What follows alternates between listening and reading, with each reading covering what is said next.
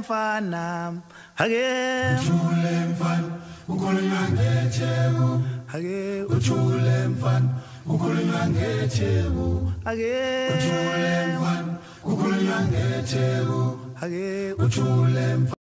Salve subversivos, salve subversivas, Panda Reis aqui no primeiro Tópica Liberdade de 2024. Espero que a passagem de ano para vocês tenha sido tranquila e estamos aqui em mais um ano de luta, resistência e subversão, certo? Hoje eu queria falar dos pretos na Alemanha nazista, né?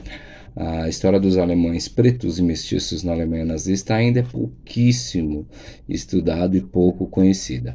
Durante o regime nazista que existiu de 1933 a 1945, temos registros que o número de alemães com origem africana vivendo no país chegou aos milhares. A comunidade África alemã, né, ou afro-alemã, tem suas origens no curto período do Império Colonial Alemão, e que isso foi entre 1883 até 1919, né, quando o país invadiu territórios em diferentes continentes. Marinheiros, funcionários, estudantes ou pessoas com funções diversas. Isso inclui artistas, músicos, né, entre outras pessoas, de regiões que hoje constituem países como Camarões, Togo, Tanzânia, Ruanda, Burundi, Namíbia. Foram cidadãos desses países foram parar na Alemanha, que era pré-nazista, né? Isso durante a colonização alemã, né? Quando a Primeira Guerra Mundial começou em 1914, essa população que antes era transitória, né, nos territórios ocupados pelos alemães, se assentou na Alemanha. Alguns soldados africanos que lutaram pela Alemanha na guerra também se instalaram no país, né? A Alemanha, na Primeira Guerra Mundial, teve, sim, africanos lutando nas fronteiras deles por serem colonos alemães, né? Como parte do trabalho, como parte do tratado, né, assinado depois da derrota da Alemanha na Primeira Guerra Mundial, vocês sabem, né, como é que foi esse tratado, né, lá em Versalhes. E que até acabou acarretando na ascensão nazista, né? As tropas francesas ocuparam a Renânia, no oeste da Alemanha, para policiar essas áreas, né? A França usou pelo menos ali 20 mil soldados do seu império na África, né? Principalmente no norte e oeste do continente africano. Alguns deles acabaram tendo relacionamentos com mulheres africanas, né? Tanto as tropas da Alemanha, como também, suponho, né, a gente está falando de uma área na França, acabaram tendo relacionamentos com mulheres africanas, né, e vice-versa, alimentando o temor nazista relacionado à mixigenação. É importante ressaltar que esses envolvimento entre africanos e alemães já existia, né? E somente com a ascensão dos nazis ao poder é que essa visão se alterou drasticamente, ou seja, já existia um contato entre os alemães e os africanos, até porque a Alemanha não é tão distante assim, se você olhar no mapa da Europa, e até temos relatos milenares do contato entre povos europeus e povos africanos. Isso você pode voltar até mesmo antes da era cristã, temos relatos dessa troca, né, de cultura e de região. O termo pejorativo bastardos da Renânia, que se referia a crianças mestiças nessa região, né, isso refletiu o temor dos alemães na sua agora exaltada pureza da raça alemã. Então surgem histórias inventadas, caricaturas racistas de soldados africanos como verdadeiros predadores sexuais.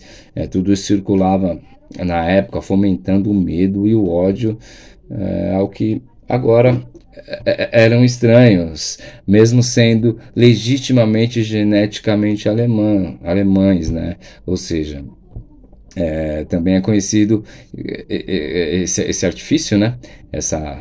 Especialmente a caricatura e mentiras e propagandas racistas dos alemães, que também é a mesma tática usada posteriormente contra os judeus e os seus inimigos, né? Essa questão de, vamos passar de repente, os africanos serem vistos como cidadãos alemães, tanto em sua colônia quanto na Alemanha, ela é interessante porque isso também aconteceu em outros lugares do mundo, né? Então até antes mesmo antes da Primeira Guerra Mundial, era, entre aspas, muito aspas, aceito essa população africana tanto em território alemão quanto nas colônias. Lógico, as colônias eram os países deles, então eles tinham que permanecer ali, mas essa mentalidade foi mudando de acordo com a ascensão nazista, com as ideologias racistas, ideologias antissemitas, ou seja, as ideologias nazistas mesmo, do partido nazistas, foram mudando e alterando até isso com a mão deles, da elite, com essas caricaturas, com essa depreciação, usando a propaganda, né, para depreciar primeiramente os africanos, ou os afro-alemães, e posteriormente, lá na Segunda Guerra Mundial, os judeus, né? Com o avanço e a chegada em definitivo do nazismo, né, ao poder, eles colocaram em prática o extermínio dessa população afro-alemã.